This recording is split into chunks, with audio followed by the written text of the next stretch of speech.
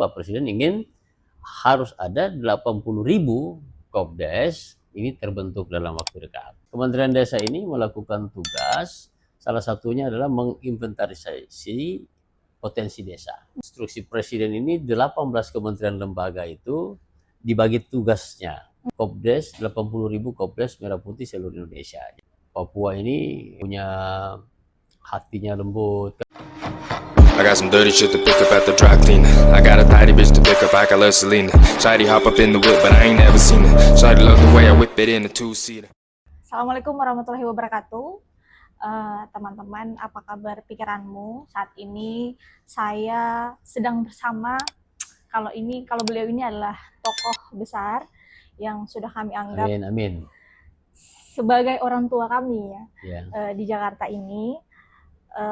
Yang saya sebut dengan hormat, saya panggilnya apa dulu ya? Pak Mul bisa. Pak ya, oke. Ya, Pak Mul. Saya sebut dengan hormat Bapak Dr. Randus Mulyadin Malik MSI, CIGS.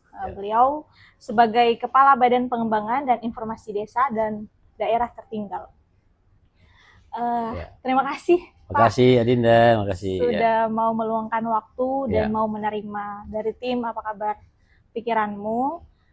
Jadi kawan-kawan, hari ini kita akan banyak membahas terkait dengan ada dua hal yang ingin kita bahas, soal koperasi desa Merah Putih. Iya, betul, dan ya. juga soal ekonomi desa. Kita mulai, Pak, saya izin bertanya untuk awal dari pertanyaan yang mungkin teman-teman penasaran. Betul ya. Soal Kopdes ini ya. Iya. Saat ini masih menjadi topik yang sangat menarik dan paling berkembang mungkin. Iya. Soal karena Bapak sebagai Satgas pembentukan koperasi yang dipercaya memegang wilayah bagian timur, saat ini masih berjalan ya Pak? Iya, masih ya. Apa hal-hal yang menarik yang Bapak temui di Indonesia bagian timur? Ya, jadi begini. Bisa ya, sudah bisa ya. Jadi begini, memang Kopdes Merah Putih, Koperasi Desa Kelurahan Merah Putih ini kita pertama itu rujukan regulasi. Jadi kalau dulu kita kenal yang awal-awalnya itu adalah Inpres. Jadi Inpres nomor 9 tahun 2025 ini melalui instruksi Presiden ini 18 kementerian lembaga itu dibagi tugasnya, dibagi habis tugasnya. Seperti contoh dari 18 kementerian lembaga ini, contoh Kementerian Desa. Kementerian Desa ini melakukan tugas, salah satunya adalah menginventarisasi potensi desa. Kemudian memfasilitasi, mendampingi pembentukan Kopdes, 80.000 Kopdes Merah Putih seluruh Indonesia. Jadi ada 7 tugas dari kementerian. Begitu juga kementerian lainnya. Nah, dari Impres ini kemudian ada keputusan Presiden nomor 9 lagi terkait dengan bagaimana Satgas. Jadi untuk mempercepat tugas daripada kementerian lembaga di breakdown lagi melalui Kepres 9 itu tentang Satgas. Satgas Satuan Tugas ini diketuai oleh Menko Pangan. Jadi Menko Pangan sebagai ketua umum, kemudian wakil 1 adalah Menteri Koperasi, wakil 2 Menteri Desa, wakil 3 Menteri Dalam Negeri, wakil 4 Kementerian KKP. Dari wakil-wakil ini Satgas ini ada nasional, ada provinsi dikuasai oleh gubernur, dan ada kabupaten dikuasai oleh bupati atau wali kota. Jadi secara berjenjang betul-betul pemerintah berpihak untuk bagaimana mensukseskan Kopdes Merah Putih ini. Jadi ingin Bapak Presiden ini betul-betul negara hadir. Jadi kita tidak mau lagi membentuk atau menginisiasi atau memfasilitasi bagaimana koperasi zaman dulu. Karena koperasi ini betul-betul negara hadir. Jadi makanya disebut Koperasi Desa Kelurahan Merah Putih. Berbeda dengan koperasi. Beda, sangat berbeda. Kalau dulu kan koperasi yang ada banyak itu button up, ya kan, button dari bawah gitu. Maka yang ada rapat anggota. Tapi dulu kan kegiatan unit usahanya kan terbatas pada simpan pinjam. Jadi tidak seperti itu. Nah, sekarang kita ingin bagaimana negara hadir untuk memfasilitasi Kopdes ini ke seluruh desa. Nah, kita tahu sendiri bahwa jumlah desa di Indonesia ini kan 75.266 plus kelurahan kurang lebih 3.000-an. Jadi ada sekitar 8.000-an ya kurang lebih, saya angkanya yang jelas itu. Kalau di jumlah desa dan kelurahan itu kurang lebih 83.000 something gitu. Nah, maka dari itu Pak Presiden ingin harus ada 80.000 Kopdes ini terbentuk dalam waktu dekat. Minimal ya. Nah, minimal pada saat itu kan kemarin 21 Juli Ya. itu sebenarnya berbarengan dengan Hari Koperasi. Nah, sehingga kita sudah bisa mempunyai Kopdes Merah Putih seluruh Indonesia. Gitu. Jadi ada rujukan regulasinya. Nah, kaitannya dengan Kementerian Desa karena dia berposisi pada wakil 2, maka dari 38 provinsi kita kebagian 16 provinsi. 16 provinsi tadi. DKI, Banten, seluruh Sulawesi, seluruh Papua, plus Maluku Utara. Jadi ini ada 16 provinsi. Nah, kemarin lagi karena dari 38 provinsi, 32 provinsi itu sudah 100% untuk badan hukum Kopdes. Ya, tadi Adinda sampaikan hal yang menarik ya. Ya, jadi memang itulah bangsa kita. Karena kita tidak bisa samaratakan kemampuan ini, bahwa khusus Papua Raya dengan persoalan keterbatasan daripada masalah geografis dan sebagainya, memang ini menjadi kendala yang menarik, yang bagus bagi kita untuk kita dan alhamdulillah bisa terkejar. Bisa. Itu tadi kita juga waktu di awal sudah sedikit membahas terkait dengan Bapak yang sudah turun ke Papua ya. Iya. Kalau Papua ini kan kita tahu bersama bahwa wilayah kesukuannya itu masih sangat-sangat kental. Iya. Orang mau buka atau mau melakukan apapun itu harus minta izin kepala sukunya dulu. Iya. Baru mungkin pemerintahannya bisa masuk. Iya. Nah, kira-kira apa tantangannya? Kalau Papua sendiri, Papua ini dengan karakteristik lokalnya ini adalah sangat kental dengan budayanya. Benar. Jadi Papua ini punya hatinya lembut. Kalau orang biasa sebut dari tokoh-tokoh adat ya, dari tokoh masyarakat Papua, kami ini bisa diidentikan dengan sagu, ya kan? Sagu itu putih, lembut, seperti itu. Walaupun memang itu sebuah kesamaan, tapi sebenarnya orang Papua adalah punya adat istiadat yang luar biasa.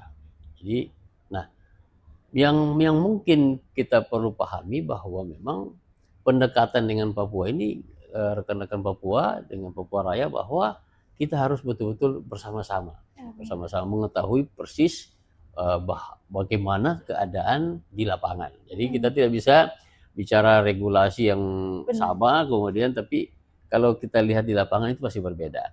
Jadi pada intinya begini, saya ingin sampaikan bahwa persoalan bagaimana badan hukum itu, Kopdes itu bisa cepat di Papua, ini kita lihat dari dua masalah. Yang pertama adalah persoalan masalah kewargaan. Ini ya, kewargaan. Yang kedua adalah masalah kewilayahan. Ini yang menjadi problem di Papua. Kenapa saya bilang bicara kewargaan? Karena Papua sendiri adalah DOB, daerah otonomi baru, yang mana dia tentang tata kelola pemerintahannya pasti juga baru. OPD-nya baru, pengelolaan pemerintahan, pembangunan itu juga pasti menyesuaikan. Maka persoalan kewargaannya pasti rata-rata ini KTP-nya belum punya. Seperti contoh, karena dia tadi pemekaran dari Papua Induk, ketika provinsi baru pasti KTP-nya masih KTP di nama masih Jayapura mungkin. Nah, daerah provinsi yang pembentukan ini mungkin belum. Nah, ini juga persoalan kewargaan. Belum lagi mungkin tidak punya KTP. Karena daerah itu baru. Apakah kantor OPD-nya juga belum berjalan dengan baik, ya kan? Sistemnya juga belum baik. Nah, ini barangkali pendekatan yang harus kita lihat dari sisi kewargaan. Dari sisi kewilayahan, ya sudah jelas pasti masalah wilayah Papua itu menyangkut geografis, ya jaraknya jauh, kemudian cuaca, kemudian dari sisi keamanan juga masih ada sedikit-sedikit. Nah ini juga menjadi faktor dari hal-hal yang perlu kita pertimbangkan dalam rangka implementasi kebijakan pusat. Jadi masalah kewargaan dan kewilayahan. Belum lagi wilayah terkait dengan jaringan internet. Di sana kan masih daerah yang sangat betul-betul perlu perhatian khusus dari pemerintah. Sehingga apa kebijakan yang kita berlakukan, baik itu secara nasional, ini bisa disesuaikan dengan persoalan lo tadi. Tapi Bapak enjoy kemarin waktu Oh ke iya, Papua. karena Ke ini Papua. Berapa kan lama? iya kurang lebih lah 15 sampai 16 hari karena ini kita betul-betul bagaimana Kopdes ini di Papua juga harus hadir. Karena Kopdes Kelurahan Merah Putih ini sangat penting Ya. bagi desa, bagi kelurahan, bagi kampung itu untuk mengelola sumber daya alamnya dari sisi ekonomi. Ini sangat penting. Ya. Jadi kalau Bapak itu menyampaikan bahwa kalau Papua itu mungkin sebagian orang mengatakan daerah yang keras, tapi kalau Bapak bilang justru orang-orang Papua itu adalah orang-orang yang sangat-sangat lembut. Sangat lembut, santun. Itu tadi digambarkan seperti itu. Bagaimana makanan khasnya sagu, digambarkan seperti itu. Kami putih, jujur, ikhlas, kemudian lembut. Itulah sagu. Bahkan memberikan protein yang tinggi. Kalau sagu itu kan itu makanan, salah satu makanan favorit gitu ya. Itu seperti itu. Nah, oleh karena itu sebenarnya kita harus betul-betul melihat hal ini secara langsung gitu, bahwa terjadi di lapangan seperti itu. Saya pikir tidak seperti apa yang kita sampaikan atau kita lihat dari luar begitu ya. Nah, berbicara soal perputaran ekonomi yang ada di desa gitu. Ya. Apa kiat-kiat atau apa sih metode-metode yang berkaitan dengan Kopdes Merah Putih ini untuk meningkatkan perekonomian desa? Iya. Jadi Bapak Presiden, sekali lagi Bapak Prabowo Subianto ini membangun ekonomi kerakyatan baru. Jadi ada ekosistem baru. Ekosistem baru yang dibangun oleh Bapak Presiden ini betul-betul nanti akan terjadi hubungan antara, seperti contoh kita akan membangun 30.000 SPPG. Ya, itu program dari BGN. Jadi Satuan Pemenuhan Pelayanan Gizi 30 titik. Nah, kemudian ini kalau ini berjalan, maka persoalan berikut akan muncul terkait dengan bagaimana ketersediaan bahan baku, ya kan? Kalau tadi satu SPPG saja bisa menyiapkan satu hari 3.000 piring, maka berarti ada 3.000 telur, 3.000 daging, sekian liter, 3.000 sayur dan sebagainya. Ini dari mana bahan bakunya? Maka ekosistem berikut dibangun adalah Kopdes. Nah, Kopdes ini sebagai wadah ekonomi di desa, selain ada BUMDes ya, BUMDes sudah berjalan, ada Kopdes. Kopdes ini nanti akan menyiapkan untuk mengantisipasi daripada bahan baku kepentingan daripada si SPPG. Karena Kopdes ini di situ ada beberapa usaha, beberapa gerai yang dibangun, termasuk toser banyak, kliniknya, apotiknya, cold storage-nya, gudang dan sebagainya. Ini artinya wadahnya ini sudah dibangun sedemikian rupa dengan badan hukumnya bagus. Kemudian nanti step berikutnya SDM-nya. Nah, untuk tadi memenuhi ketersediaan bahan baku dari si SPPG ini. Jadi menurut saya ini ekosistem yang sudah bagus nanti ke depan. Selain BUMDes, BUMDes juga bisa juga nanti BUMDes bersama Kopdes, karena dua-dua badan hukum ini bisa bersama-sama untuk memenuhi kebutuhan tadi SPPG. Atau bahkan sebaliknya, kebutuhan juga daripada Kopdes bisa dipenuhi oleh BUMDes. Atau sebaliknya, BUMDes juga punya usaha mungkin trading dan sebagainya dipenuhi oleh Kopdes. Karena ketika wadah ini dua-duanya berbadan hukum, maka ini secara hukum bisa bekerja sama. Gitu. Berarti soal koperasi Desa Merah Putih ini bisa dikatakan kolaborasi yang epic untuk MBG dan juga Kopdes Merah Putih. Oh iya pasti, itu ada ada keterkaitannya. Bagaimana MBG punya program dengan SPPG-nya tadi menyiapkan makan bergizi gratis ini ditopang oleh Kopdes dan ditopang oleh Bumdes. Nah, Berpeluang besar berarti sangat, untuk desa. iya sangat. Ya itu yang karena begini, potensi itu ada di desa. Ya, benar. Potensi itu ada di desa. Tapi juga persoalan Indonesia juga di desa gitu. Kemiskinan, pengangguran, minimnya aksesibilitas, kurangnya ini, kurangnya itu. Ada di desa. Tapi potensi itu ada di desa. Nah, bagaimana potensi di desa ini bisa mengatasi masalah ini?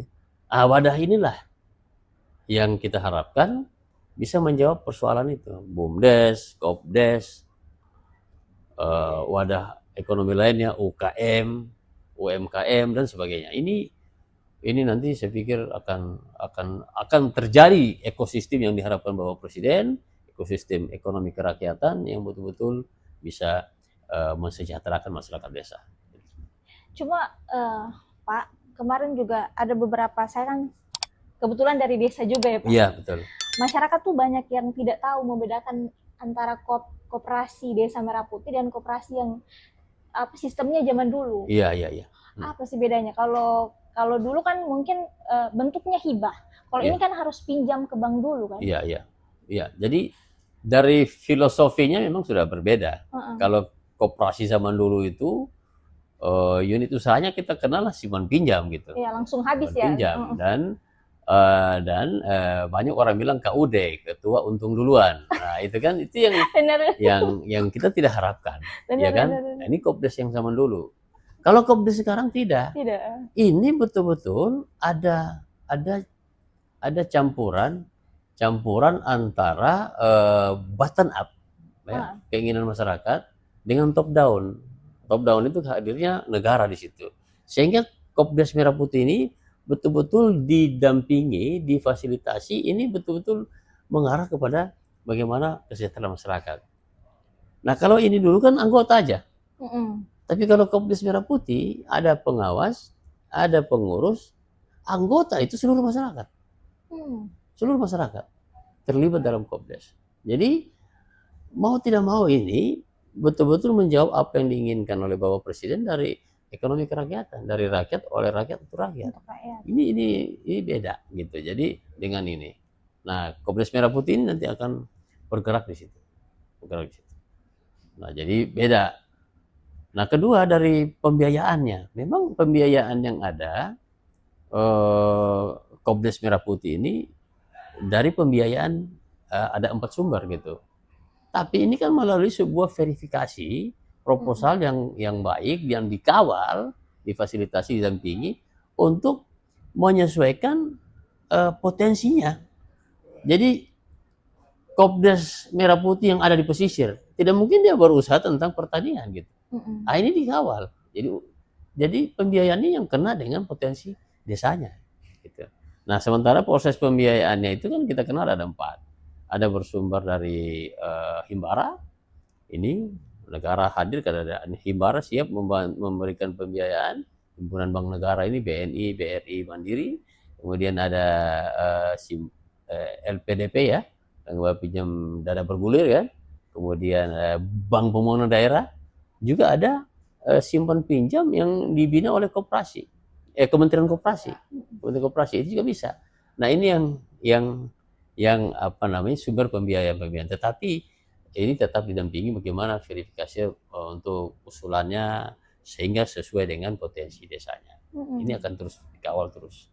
Sembari peningkatan kapasitas SDM baik pengawas maupun pengurus termasuk anggota koperasi. Cuma kemarin sempat ada mundur-mundur waktu ininya, operasinya ya Kak? Memang kita punya step. Jadi ada step yang dibangun memang, tidak serta-merta langsung gitu. Jadi step pertama kita itu bagaimana memfasilitasi Musdes. Kan ini sudah selesai. Musyawarah Desa Khusus kemarin sudah kita fasilitasi 80.000 Musdes, ini selesai. Alhamdulillah. Step berikut adalah badan hukum. Setelah Musdes kita badan hukumkan. Ini alhamdulillah juga selesai. 80.000 Kopdes sudah berbadan hukum. Step berikut sembari kita persiapkan modul, kurikulum, bahan ajar untuk peningkatan kapasiti buildingnya, meningkatkan kapasitas SDM-nya, ini juga disiapkan. Nah, setelah itu baru mulai masuk proses operasionalisasi. Ya, kita mungkin harapkan di bulan-bulan Oktober sudah bisa ada yang berjalan. Walaupun sekarang sudah ada kemarin percontohan yang kita canangkan sekaligus oleh Bapak Presiden tanggal 21 Juli kemarin, ada 103 yang sudah menjadi percontohan mock up. Nah, tapi ini juga dipersiapkan terus untuk bagaimana kira-kira Oktober sudah bisa running seluruh Kopdes di Indonesia terus berjalan dengan adanya Kepres dan Impres. Tetap kita akan terus kawal. Cuma Pak, kalau untuk beberapa wilayah, kayaknya di kampung saya ini belum terbentuk ini Kopdes. Oh, di desa mana keluar? Kalau saya kan dari Lubo, Kecamatan Bualem, kayaknya sampai sekarang belum ada juga informasi tentang itu. Nah, mungkin bisa jadi, atau mungkin di beberapa daerah yang lain, bisa jadi karena mindset berpikir bahwa ketika kita berurusan dengan, ini kan yang informasi yang saya dapatkan bahwa ini kita melakukan peminjaman ke bank. Iya. Dengan potongan, dengan ada bunganya sekitar 6% kalau saya tidak salah. Itu resiko gagal atau resiko macet pembayaran. Itu kan juga bisa jadi salah satu ketakutan masyarakat atau tiap desa yang mungkin agak tertinggal dengan kehidupan kota. Itu siapa yang pertama tuh siapa yang harus, kalau misalnya terjadi seperti itu, apa bentuk pertanggungjawabannya dan siapa yang harus bertanggung jawab terhadap itu? Ya, jadi yang pertama yang saya sampaikan, kalau Kopdes ini saya pikir semua kampung dan desa sudah ada. Kalau sebutan kampung atau desa dan kelurahan ada semua. Mungkin di kampungnya Adinda tadi, mungkin 2 desa atau lebih dia gabung. Bisa saja karena jumlah penduduk berkurang. Dia gabung menjadi satu. Jadi karena warganya kurang di sini, dari 200 ya, di sini juga kurang, dia gabung menjadi satu. Jadi membentuk, tadinya dia 2 desa 3 desa, mungkin karena hanya kurang warga dia gabung menjadi satu. Bisa terjadi satu Kopdes Merah Putih. Nah, kembali kepada pembiayaan ini, makanya benar-benar di sini negara hadir sejak perencanaan kemudian bagaimana usaha yang dibangun sesuai dengan potensi, ini negara hadir, dinas koperasi hadir, dinas pemberdayaan masyarakat desa hadir untuk betul-betul mengawal, sehingga tidak salah begitu, tidak salah dalam rangka menentukan unit usaha. Walaupun memang 5 gerai plus 1 ini sudah ada, 5 gerai dia bangun apotek, dia bangun klinik, itu melalui pendampingan. Nah, sehingga kita mengurangi sekuat-kuatnya, sedapat mungkin ada kesalahan daripada penggunaan dana itu. Karena ini kita betul-betul negara hadir untuk mendampingi itu. Karena disinilah proses pembelajaran masyarakat. Gitu. Jadi bukan lagi seperti istilah dulu, memberikan bantuan, hibah, kemudian itu hilang. Nah, bukan, itu kan sudah tidak bisa lagi seperti itu. Karena banyak sekali bantuan pemerintah yang betul-betul turun tidak tepat sasaran. Akhirnya terbengkalai, mangkrak, dan sebagainya. Ini yang kita tidak harapkan. Menarik memang kalau kita berbicara soal koperasi desa untuk dalam rangka negara hadir demi kemaslahatan masyarakat desa ya Pak. Kalau misalnya, ini mungkin tadi pertanyaan yang tadi sudah direntetkan, kalau Bapak punya pesan nih untuk anak-anak muda di luar sana terkait dengan, mungkin ada yang berspekulasi bahwa namanya pro dan kontra itu pasti ada di masyarakat ya. Kalau yang misalnya untuk yang kontra, yang tidak mengetahui pengetahuan tentang Kopdes Merah Putih, apa pesan Bapak untuk mereka? Kami harapkan justru pemuda-pemuda ini sebagai agen perubahan. Agen perubahan dalam rangka bagaimana membangun ekonomi kerakyatan melalui BUMDes, Kopdes, wadah ekonomi lainnya, UMKM dan sebagainya. Nah, pemudalah sebenarnya yang menjadi bukan saja motor penggerak, tetapi menjadi agen perubahan, sekali lagi pembaharu bagi desa. Karena pemuda ini yang tulang punggung sebagai inti daripada pembangunan. Karena mereka lah yang nanti mewarisi, mereka lah nanti akan menikmati ketika desanya itu sejahtera, makmur. Sudah banyak contoh di beberapa daerah. Kemarin Kopdes di Padang, Sumatera Barat, saya nggak sebut namanya, itu pemuda semua. Semua pemuda. Pemuda boleh terlibat berarti ya? Jelas, karena anggota masyarakat, seluruh masyarakat. Nah, pemudanya ternyata lebih cenderung, lebih condong, dia lebih maju, begitu juga pengurusnya, pengelolanya pemuda semua. Nah, sesuai dengan kebutuhan kelurahan itu, ternyata dia bisa kemarin itu punya usaha menyediakan makanan untuk tadi bahan baku untuk SPPG di situ, bisa jadi usaha-usaha lainnya, itu pemuda semua. Bahkan saya kemarin lihat itu pengelolaan limbah, nah, itu pemuda yang buat. Ada yang jadi kerajinan, ada yang menjadi macam-macam, ada yang jadi keset, ada yang jadi tas dari limbah. Nah, itu pemuda semua yang bergerak. Nah, ini contoh baik.